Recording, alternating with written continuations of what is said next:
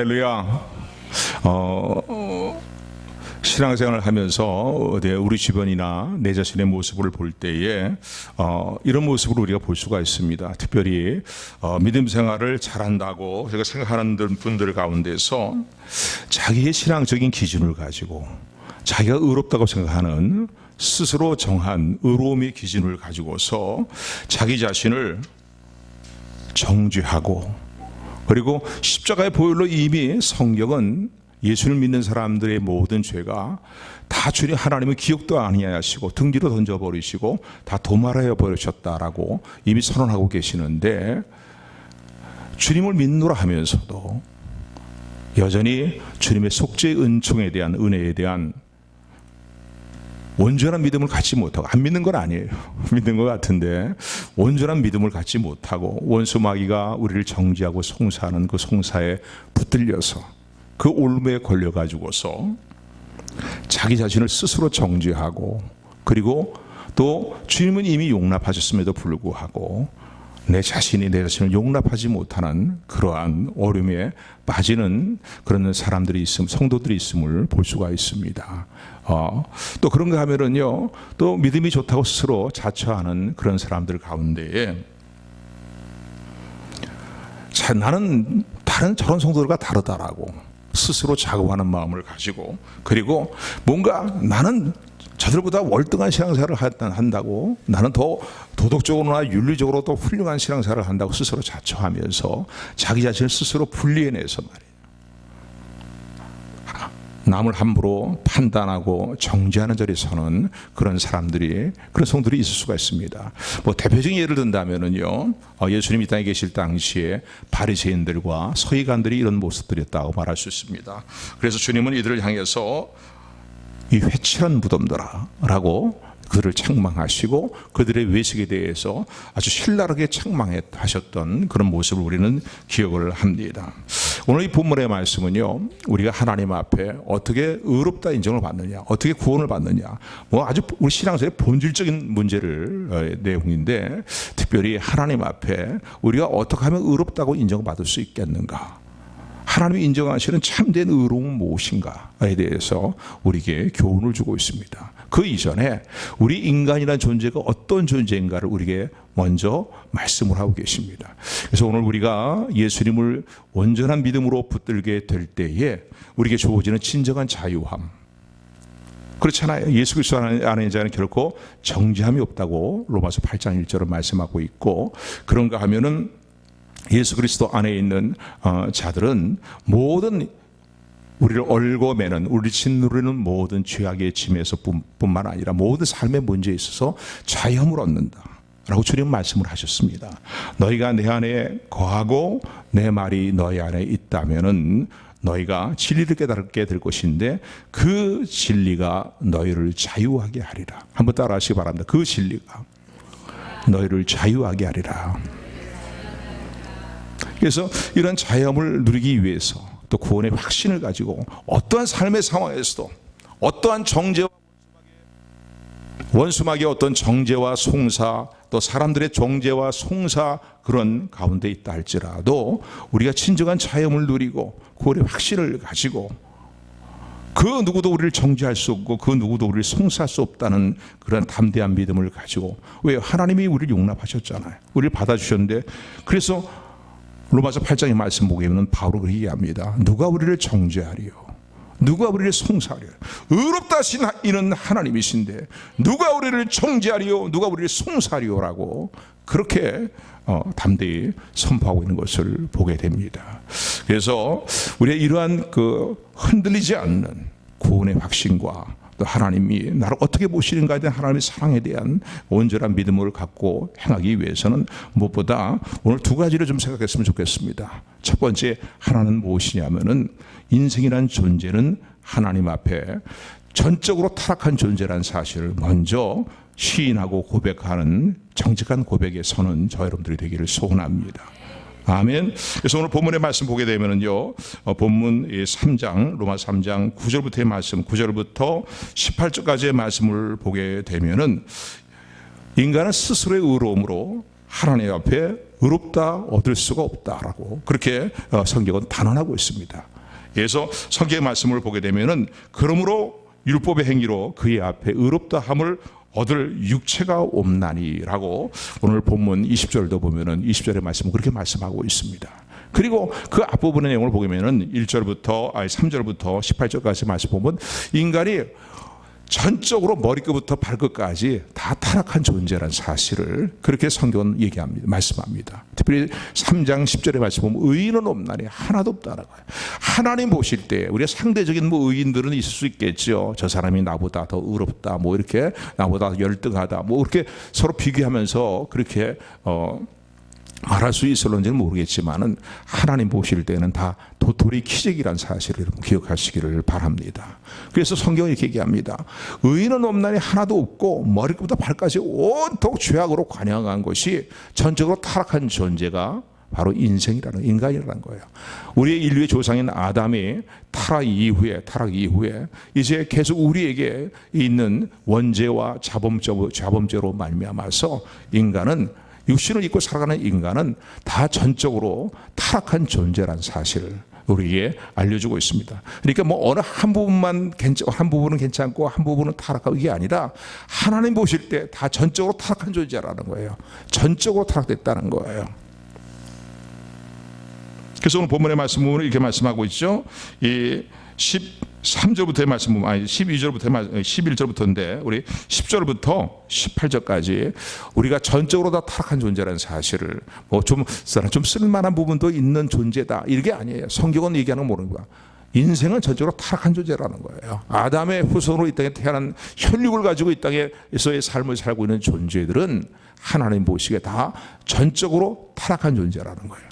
여러분 이 사실을 먼저 우리가 인정을 해야 십자가의 보혈을 정말로 온 마음을 다 붙들 수 있습니다. 아멘. 그냥 건석으로 그냥 예수님 교회 다니니까 예수님 믿지라고 이 정도가 아니라 하나님은 먼저 우리가 깨달음을 갖기를 원하십니다. 우리 인간이라는 존재가, 나라는 존재가, 저와 여러분들이라는 존재가 얼마나 나만 그런 게 아니라 옆에 있는 누구도 앞에 있는 누구도 뒤에 있는 누구도 말이죠. 다 하나님 보실 때에는 다 전적으로 타락한 존재이고 하나님 보시기에 의로움이라는 것은 다 도토리 키재기에 불과하다라고 말씀하시는 하나님의 음성을 기억하는 저 여러분들이 되기를 소원합니다. 10절부터의 말씀, 10절부터 18절까지 말씀 우리 제가 한 절 읽고 여러분들이 한 절 읽고 교독합니다. 기록한 바 의인은 없나니 하나도 없으며 다 치우쳐 한 가지로 무익하게 되고 선을 행하는 자는 없나니 하나도 없도다.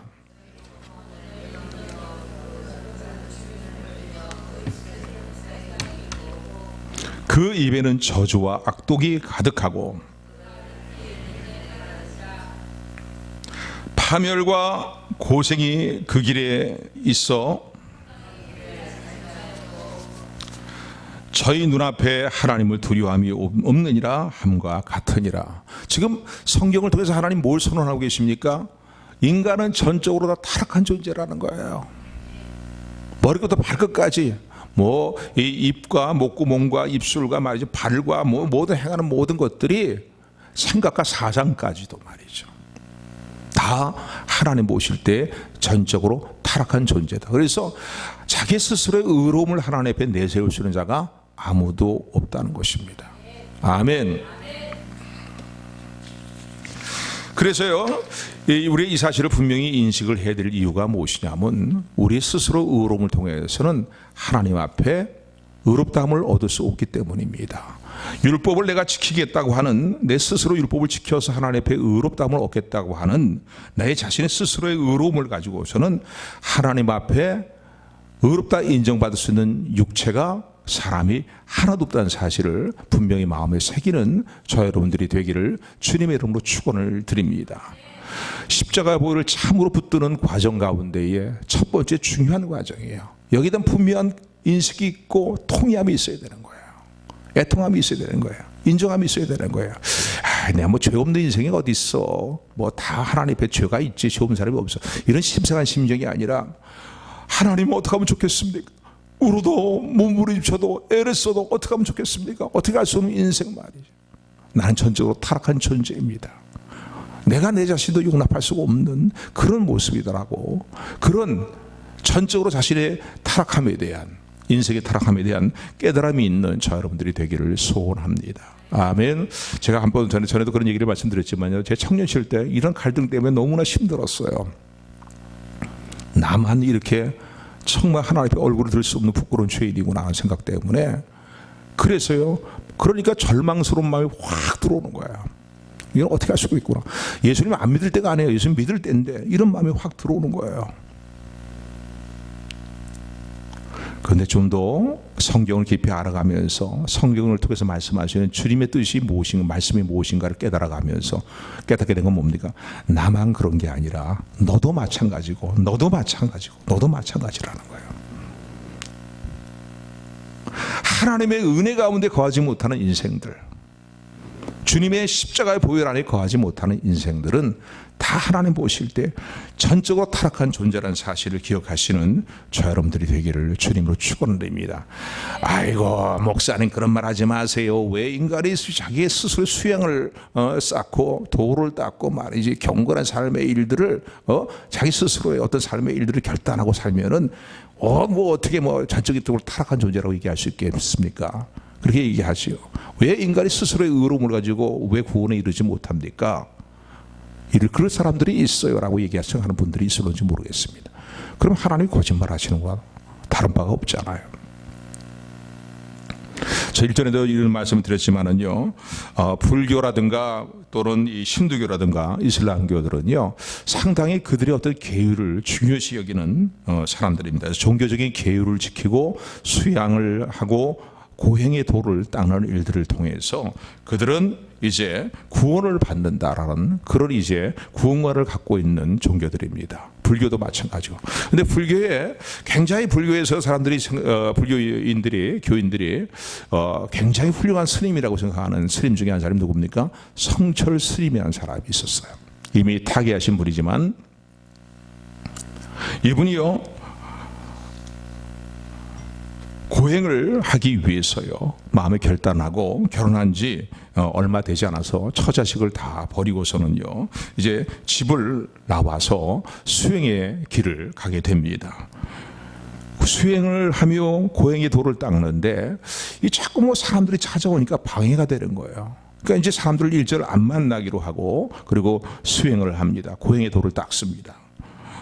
그런데 어느 날은 부모님이 찾아왔어요. 그런데 부모님 만나도 이건 나 네가 지금 도를 닦는 데 있어서 수행의 도를 닦는 데 있어 방해된다 해서 산 위에서 산을 올라오시는 말이죠. 부모님을 향해서 돌을 던져서 부모님을 내쫓을 정도로 이렇게 고행의 도를 닦는 일에 아주 전념한 그런 이제 스님이었습니다. 심지어는 자기가 거하는 수행을 닦는 그 주변에 철조망을 치고서는요, 10년 동안 아무도 못 들어오게 할 뿐만 아니라 무려 16년 동안 쌀가루와 솔잎가루만 먹으면서 그러면서 고행의 도를 닦았습니다. 그리고 8년 동안은 누워 자지도 않고 눕지도 않고 앉아서 자면서 수행을 이제 도를 닦았다는 것이에요. 그런데 이렇게 고행의 도를 닦았던 그 스님이요, 마지막 죽을 때 남긴 유언계, 유명한 이제 고승들이 죽을 때 남기는 그런 이제 유언의 말 같은 것이 유언계인데, 유언계의 말이 뭐냐면 이런 말입니다. 나는 한평생 무수한 사람을 속였으니 그 죄업이 하늘에 가득 차서 수미산보다 더 높다. 산채로 무간지옥에 떨어져 그 한이 망갈래니 한 덩이 붉은 해가 푸른 산에 걸려 있다. 이런 유언계를 남겼어요. 그렇게 아주 그냥 그 뭔가 철저한 모진 수행의 고행의 도를 닦은 스님이라면은 마지막 갈 때 말이지, 와라 나를 위해서 긍당의 문이 열렸다 막 이러고 될 거 아니에요. 그렇잖아요. 우리 기독교 교계에서는요, 훌륭한 신앙한 사람들이 이런 유언을 남기면서 마지막을 남기면서 마지막 이 주님의 부르심을 받는 사람들이 얼마나 많습니까 말이에요.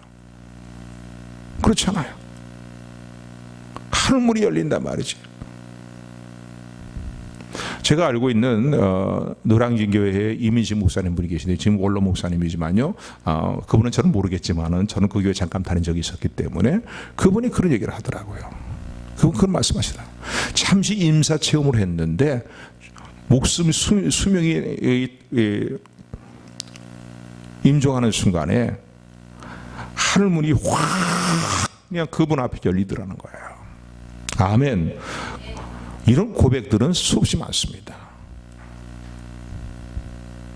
근데 이 성철 스님의 예를 볼 때 그토록 고행을 수행의 도를 닦은 사람이라면요, 와 이제 극락의 문이 내게 열린다 막 이러면 막 그래야 될 거 아니에요. 근데 이분이 이 용기가 뭡니까? 일평생 자신의 그렇게 살았던 삶을 후회하는, 만갈래 천갈래 갈라지는 마음으로 후회하는 그런 이제 고백을 하고 있어요. 나는 수많은 사람들을 속이는 죄를 저질렀다는 거야. 그 죄의 대가를 어떻게 내가 감당하겠냐는 거예요. 고승이라고 하니까 말이죠. 수행을 하는 고승이니까 뭐 이 사람의 어떤 말이라든가 이 사람의 얘기들에서 얼마나 이 불교인들이요 귀를 기울였겠습니까? 수많은 중생들을 속였다는 거예요. 수많은 사람들을 속였으니 그 죄의 대가가 하늘에 가득 차고, 뭐 그 수행하는 산 앞에 수미산이 있었던 모양입니다. 그 수미산보다 더 높다는 거예요. 더 수미산보다 그 죄액이 더 쌓을 수가 없을 정도로 많다는 거예요. 그리고 나는 이제는 무관 지옥으로 끝이 보이지 않는 지옥으로 떨어진다는 거예요.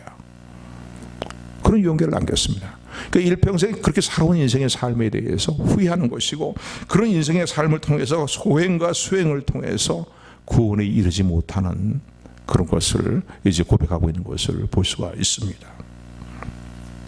여러분, 오늘 성경은 이렇게 얘기합니다. 인간은 다 전적으로 타락한 존재라는 거예요. 뭐 수행을 하고 고행을 도모하고 뭐 여러 가지 많은 일들을 한다 할지라도 인간의 스스로의 의로움을 가지고는 하나님이 말씀하신 율법의 모든 규정을 다 365일 완전하게 온전하게 지킬 인생은 아무도 없다는 거예요.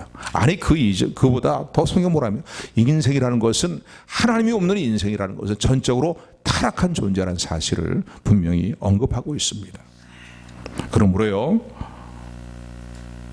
오늘 이 율법의 기능을, 그러면 하나님께서 인간이 이렇게 타락한 인간들에게 왜 율법을 주셨는가를 거예요. 그걸 우리가 먼저 살펴봐야 할 텐데, 아니 인간이 이렇게 타락한 존재인 줄 아시면서 왜 하나님은 율법을 지켜라, 십계명을 지켜라 그렇게 말씀을 하십니까? 인간이 전적인 타락한 존재라고 말씀하시면서요, 인간이 그것을 하나님이 주신 계명을 360일 하나도 빠짐없이 온전하게 또 하나님 주신 계명과 율례의 모든 깊은 온전한 뜻 가운데 행하지 못한다는 사실을 알고 계시면서 왜 이런 율법을 주십니까? 라고 우리는 반문할 수 있습니다.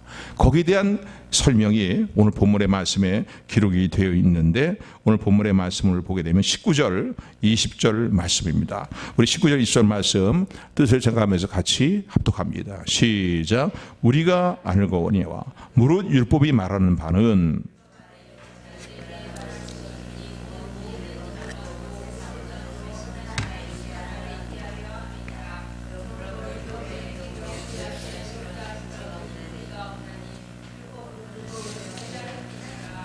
아멘.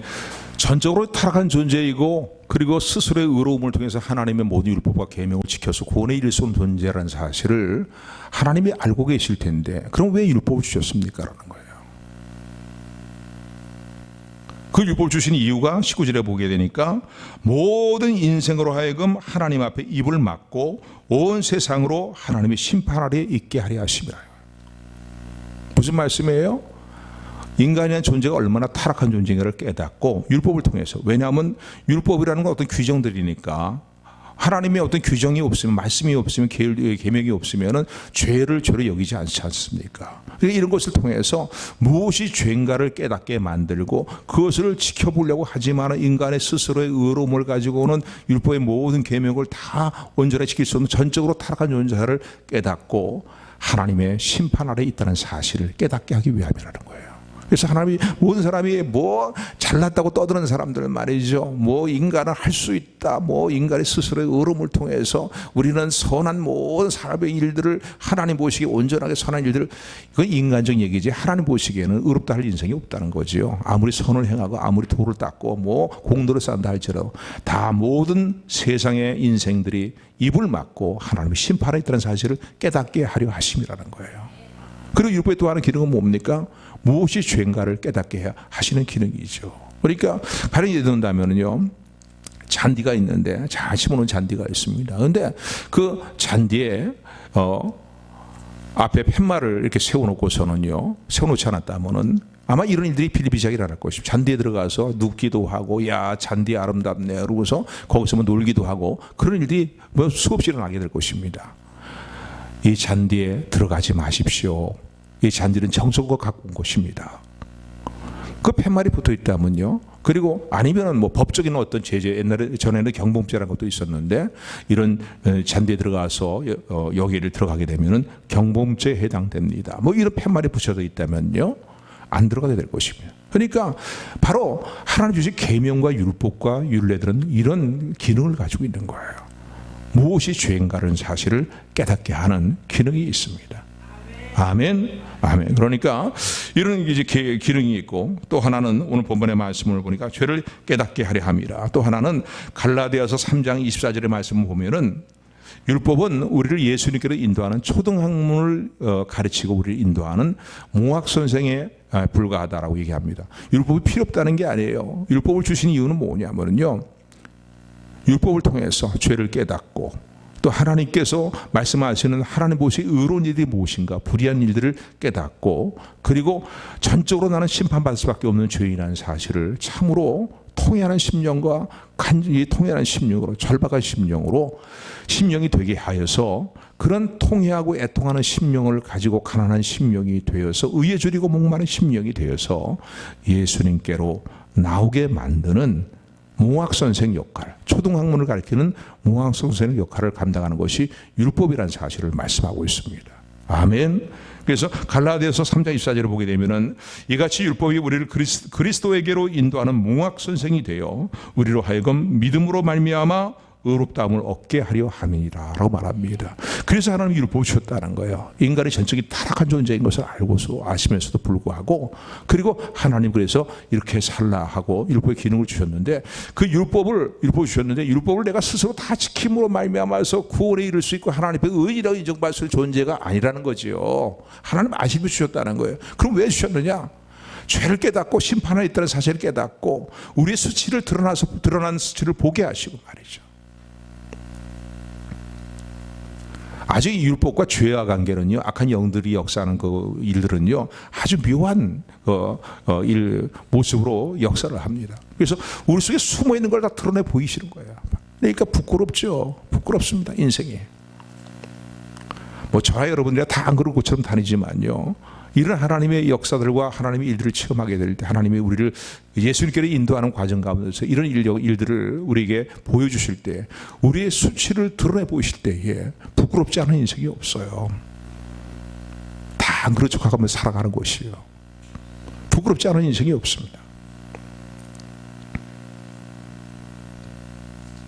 그래서 예수님께로 인도하는 그런 몽학선생을 역할하는 것이 바로 율법의 기능이라는 거예요. 그래서 하나님은 우리는 전적으로 타락한 존재인 것을 알면서도, 우리 스스로의 의로움을 죽었다 깨어나도 스스로의 의로움을 가지고 구원을 얻을 수 없다는 존재를 아시면서도 율법을 우리 주셨다는 사실을 기억하고 감사함으로 하나님의 모든 섭리를 받아들이는 저 여러분들이 되기를 주님으로 축원을 드립니다.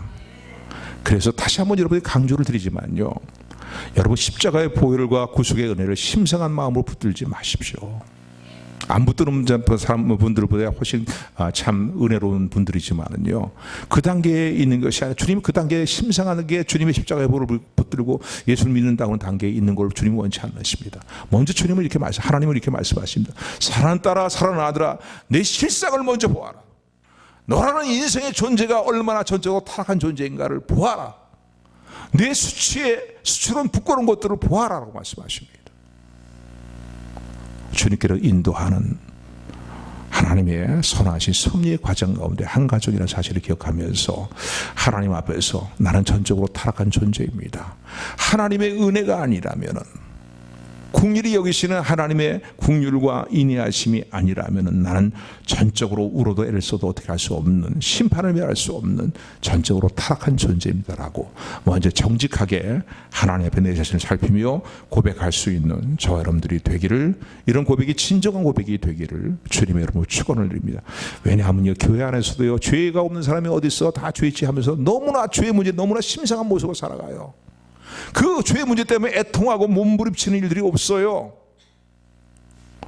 반드시 주님의 십자가의 보혈을 정말 감사와 감격으로 붙드는 삶의 과정 가운데서는요, 죄의 문제에 대한 몸부림을 치는 일들이 있어야 됩니다. 내가 지어먹는 게 아니라 내 실상을 보게 되면은요, 그렇게 돼 있어요. 그런데 모든 인생이 다 어떻게 똑같다고, 의인은 없나니 하나도 없다고 하나님은 선언하고 계십니다. 아멘. 자, 그렇다면은요, 우리 인생에 소망을 가질 수가 없잖아요. 그런데 아까 율법을 주신 하나님 선하신 뜻에 대해서 말씀을 드렸습니다. 하나님은 우리를 이제 누구에게로 인도하신다고요? 예수님께로 인도하십니다. 아멘. 내 자신의 실상을 깨닫고 몸부림치면서 가난한 심령으로, 애통하는 심령으로, 의에 줄이고 목마른 심령으로 막 호적거리면서 뭔가 구원의 손길을 찾는 우리에게 하나님은 새로운 구원의 길을 마련해 주시고 그 일로 우리를 인도하심을 기억하시는 저 여러분들이 되기를 소원합니다. 우리 이미 그 과정을 다 겪었던 사람들인 거예요. 주님이 우리에게, 하나님께서 우리에게 위해서 예배해 두신 그 새로운 구원의 길은 무엇입니까? 바로 예수 그리스도를 말미암아 구원을 받는 것입니다. 그리고 예수 그리스도를 믿음으로 말미암아 하나님 앞에 의인이라고 인정을 받는 것입니다. 아멘. 오늘 그래서 그 내용을 본문은 하나님의 의로움이다라고 표현하고 있어요. 한번 따라서 하나님의 의로움. 그걸 줄여서 하나님의 의라고 표현합니다. 하나님의 의, 하나님의 의로움 표현합니다. 그래서 오늘 제목도 하나님의 의로움, 우리의 의로움, 자기의 의로움이라고 이렇게 제목을 정했어요. 하나님의 의로움, 내 자신의 의로움. 예, 이 제목을 정했는데 우리가 이 하나님의 의를 깨닫는 건 너무나 중요합니다. 우선 앞부분에서 말씀드린 것처럼 나의 의로움은 뭐예요? 바람에 불려가는 바짝 마른 낙엽과 다를 바가 없다는 거예요. 누더기 옷과 다를 바가 없는 것이 나의 의로움이라는 거죠. 그러면 이제 하나님께서 예비하신 내 자신의 스스로 행위를 통해서 구원에 이를 수 없다는 사실, 하나님께 의로 인정받을 수 없다는 사실을 우리가 절감하고 애통하는 심령이 된다면은 하나님이 이제 우리를 위해서 예비하신 의롭게 하나님께 의롭다 인정받고 구원받는 길이 있다는 거지요. 그것이 새롭고 산 길이라고 히브리서는 그렇게 말합니다. 구약 시대에 너희 율법의 행위를 지킴으로 구원받는 자리에 나가는 그 길이 아니라 하나님이 너희들을 위해서 새롭게 마련하신, 구원을 위해서 마련하신 새 긍휼로 베푸시는 새롭고 살아있는 길이라는 거예요. 아멘. 아까도 말씀드린 것처럼 그걸 우리 다 알고 있죠. 그 길이 무엇인지 바로 예수님입니다. 내가 곧 그 길이요, 그 진리요, 그 생명이라고 주님 선언하신 대로요, 예수님 바로 그 길이 되시고요, 그 예수님을 통해 이루어지는 구원을 한마디로 표현한다면 오늘 본문은 하나님의 의로움 가운데 하나님의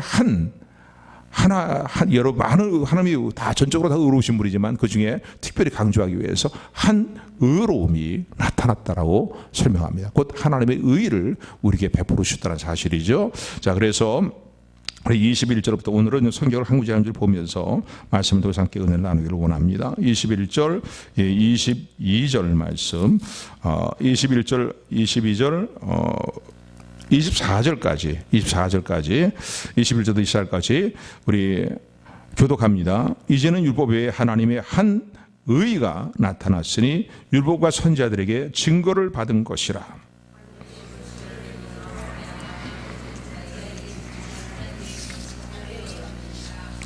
모든 사람이 죄를 범하였음에 하나님의 영광에 이르지 못하더니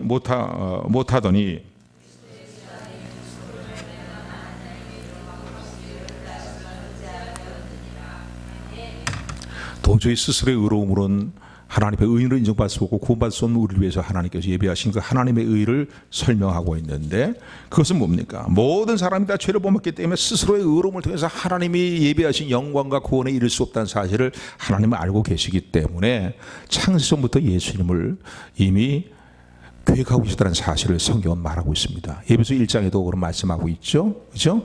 예수 그리스도 안에 우리를 택하셨고 예수 그리스도 안에서 우리를 구원하실 것을 창세부터 하나님이 삼위일체 하나님 간에 이런 계획이 있었다는 사실을 여러분 감사하는 저 여러분 되기를 소원합니다. 그래서 이제 때가 되어서 이제 나타났다는 거예요. 그래서 그리스도 예수 안에 있는 구속으로 말미암아 하나님의 은혜로 값없이 의롭다 하심을 얻은 자가 되었느니라 라고 얘기합니다. 아멘. 그래서 하나님의 의는 뭡니까? 한마디로 얘기한다면 예수님이 곧 하나님의 의예요. 아멘. 예수님을 자신의 구원자로 받아들이는, 하나님의 그리스도로 받아들이는, 하나님 난 도저히 내 스스로의 어떤 것으로는 정말 부끄러운 존재이고 있어 심판의 자리에서 죄악된 이 정죄를 받는 자리에서 벗어날 수 없는 인생입니다라고 절감하는 그들을 위해서 하나님이 예비하신 것은 바로 예수님을 통해서 우리의 영원한 속죄를 이루시는, 단번에 영원한 속죄를 이루시는 구속이요 구원이라는 사실을 감사하는 저 여러분들이 되기를 주님으로 축원을 드립니다. 그래서 예수를 믿게 될 때 어떻게 합니까? 하나님이 우리를 의롭다고 인정하시는 거예요. 이게 우리 신학적인 용어로 이런 용어라고 그랬죠. 칭의다라는 거예요. 아직 내 삶에 허물도 많아요. 변화될 일이 너무나 많아. 예수님 영접했지만. 그러나 예수님 믿는 그 순간부터 예수님이 나의 모든 죄를 십자가상에서 단번한 대속해 주시는 영원한 속죄를 이루셨기 때문에 오늘 저와 여러분들에 대한 영원한 구원을 주실 뿐만 아니라 예수님이 이 땅에 계시면서 이루셨던 모든 의로운 일들을 우리에게 의를 예수님이 이루신 모든 의로움을 우리에게 옷 입혀 주셨기 때문에 전가시켜 주셨기 때문에 오늘도 하나님 우리를 의롭다고 인정하신다는 사실을 기억하시기를 주님으로 축원을 드립니다. 아멘. 그러니까 하나님이 우리를 보시는 눈길과 세상 사람들이 우리를 보는 눈길과는 다릅니다. 오늘 저 여러분들이 예수님을 진정으로 정말 어떻게 할 수 없는 주인한 사실을 고백하면서 주님의 십자가 보혈을 믿는 믿음을 가지고 부활하심을 믿는 믿음을 가지고 우리 예수님 영접하고 있다면은요, 하나님이 오늘도 우리에게 의인이라고 인정하시는 하나님의 은혜 가운데 있다는 사실을 감사하는 저 여러분들이 되기를 소원합니다. 아멘. 옆분 서로 이렇게 축복하면서 인사 나누시기 바랍니다. 성도님은 하나님 보시기에 의인입니다. 믿음으로 말미암은 의인이에요. 우리가 실제로 삶의 변화는 아직도 일어나야 되겠지만은 다시 한번 성도님은 믿음 안에서 하나님이 보시는 의인, 하나님이 인정하시는 의인입니다. 아멘. 그러니까 사람이 보는 눈길과 하나님이 보는 눈길은 달라요. 다르다고요. 사람들은 자기도 하나님 보실 때 동일한 죄인인 거예요. 전적으로 타락한 죄인인 거예요. 그런데 하나님은 나를 정죄하는 많은 사람들, 정죄하는 원수 마귀 악한 영들이 나를 정죄하고 송사한다 할지라도 내가 십자가의 보혈로 우리 주 예수님께서 이렇게 말씀하시죠. 우리 주 예수님께서 하신 말씀 뭡니까? 십자가의 보혈로 영원한 속죄를 이룬 나의 사랑하는 딸이다. 나의 사랑하는 아들이다. 내가 인정하는 의인이라고 말씀하시는 주님의 음성이 있음을 기억하는 저 여러분들에게 소원합니다. 그래서 로마서 8장에 보게 되면은요, 로마서 기자는 이렇게 얘기합니다. 하나님이 우리를 위하시는데 누가 우리를 정죄하리요? 누가 우리를 송사하리요? 의롭다 하신 이는 하나님이신데 누가 우리를 정죄하리요? 심판하리요? 송사하리요? 그렇게 얘기합니다. 아멘. 아멘. 그러므로요, 우리가 정말 두려워할 존재는 누굽니까? 하나님이신 거잖아요. 하나님이시잖아요. 사람들을 두려워할 필요 없어요. 하나님이 지금 이 시간 나를 어떻게 보느냐? 그게 중요한 문제입니다. 아멘. 그리고 하나님이 우리를 위하시고 우리를 인정하시는데 하나님이 인정하시는 걸 누가 대적해서 정죄하고 송사할 수 있겠습니까? 우리에게 이루어진 이 놀라운 은혜로 인해서요, 담대함을 잃지 않고 삶의 용기와 기쁨과 소망을 잃지 않는 저 여러분들이 되기를 주님의 이름으로 축원합니다. 심지어 예배소의 말씀 보면 3장에 보면 그렇게 말씀하고 있잖아요. 우리에게 이루어진 이 하나님의 의를 예수님 마음으로 우리에게 이제 부어주셨기 때문에 우리에게 이 일도 말미암아서 하나님의 보좌 앞에 나가는데 당당히 나간다는 거예요. 당당히 나가게 되었다는 거예요. 아멘. 쭈뼛쭈뼛 나가는 게 아닙니다. 여러분, 단지 하나님께서 우리에게 책망의 음성을 주시는 것은 우리 삶의 성화를 일어나는 일들을 주시는 것이요. 오늘 하나님의 의로 말미암아서 영원한 대속함이 우리에게 이루어졌고 하나님 앞에 의인으로 인정받다는 사실을 기억하시며 감사하는 저 여러분들이 되기를 소원합니다. 25절부터 26절 말씀 우리 같이 들으면서 합독합니다. 시작. 이 예수를 하나님이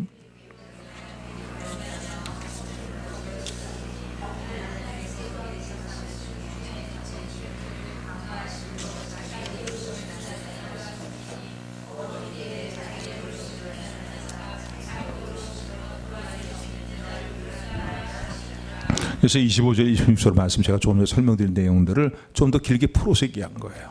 예수님께서 십자가에서 우리 죄를 담당하시기 위해서 대신 죽게 하시는 일들로 말미암아서 이 사건 자체가 예수님 이 땅에 보내시고 예수님 십자가에 우리 죄를 담당하도록 하시기 위해서 죽게 하신 그 사건 자체가 우리를 구원하시기 위한 하나님의 의로움을 나타내신 사건이라는 거예요.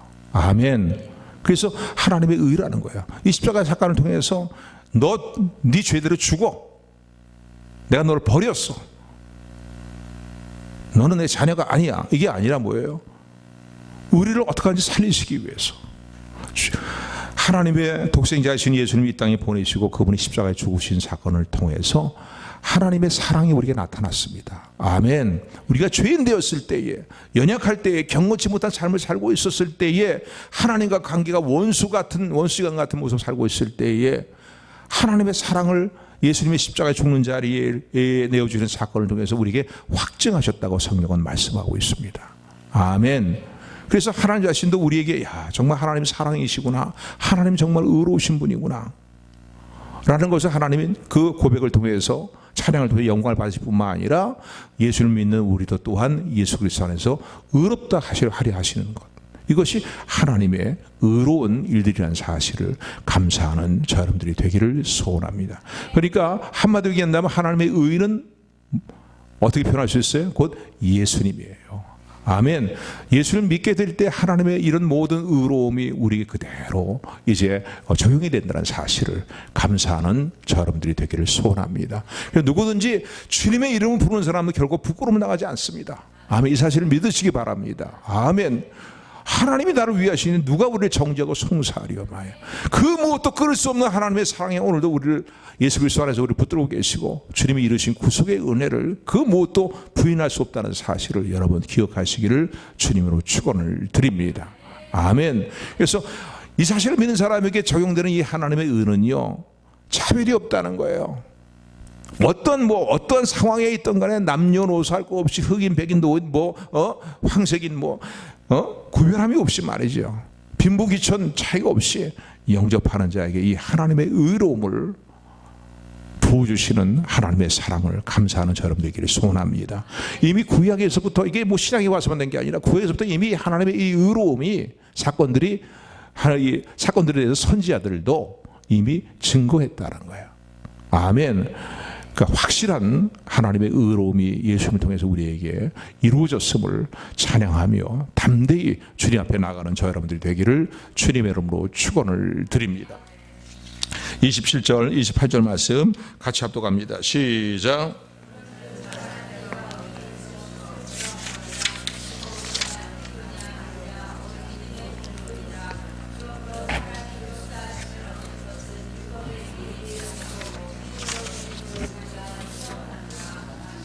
아멘. 그래서 차별 없이 또 이미 구약 시대부터 증거되었던 이 하나님의 의를 값없이 예수 그리스도로 말미암아 우리에게 부어 주셨습니다. 사랑하는 성도 여러분, 인생을 살다 보면, 믿음 생활을 하다 보면은요, 이런 어떤 갈등의 문제라든가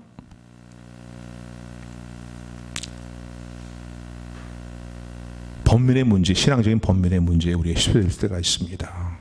그러나 중요한 것은요, 나의 의의를 고집하지 않는 저 여러분들이 되기를 소원합니다.